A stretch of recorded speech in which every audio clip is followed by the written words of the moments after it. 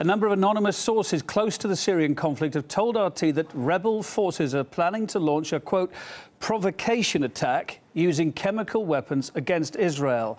Live now to RT's Paul Eslier in Tel Aviv for more on this. Obviously, those concerns, they're uncorroborated, but let's talk about where they may have come from and how strong they may be. Those concerns being greeted very seriously in Israel. Well, it certainly will be taken very seriously here in Israel. Nothing as of yet in the Israeli press or any kind of official comments.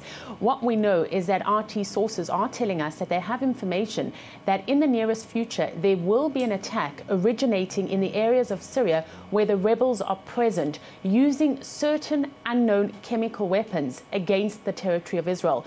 Now, there are two important points I want to make. The first is that we are being told that these attacks will originate in territory that is being controlled by the Assad government. So what this clearly means is that the blame will go towards the Syrian regime. But on the other hand, it will be attacks that will be carried out by the Syrian rebels. As I say, no reaction as of yet here in Israel, but in the last 24 hours, there have been a number of emergency drills, particularly in the north of the country, in Israel's Golan Heights.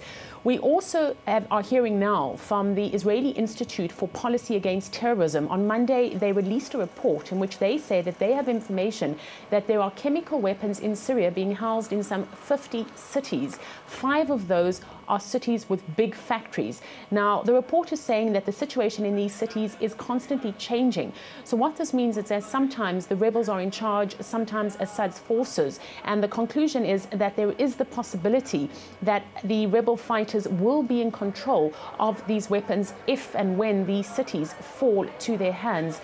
The report also outlines concerns that Hezbollah or Palestinian organizations or Al-Qaeda-linked organizations will get their hands on these chemical weapons.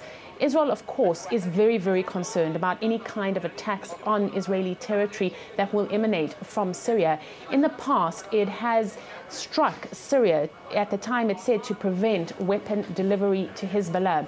Of course, it's common knowledge in Israel and elsewhere that this country benefits from Assad being in power. Otherwise, Israel would have to face a whole host of characters who ultimately are going to be worse than Assad himself. Although officially, the Israeli point of view is that it is not involved inside Syria. But speaking to people here inside Israel, the Israeli point of view, by and large, is that the lesser evil is for Israel to coexist with the Assad regime.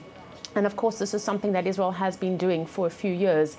The alleged use of chemical weapons by the rebels is not something new. We've seen these allegations coming forward in the past.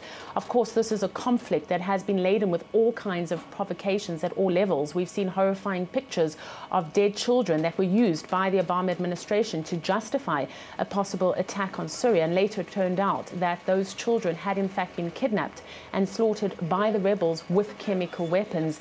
Israel, of course, will take very seriously these latest claims that rebels are planning a major provocation to strike Israel from the territory currently being controlled by the Syrian government.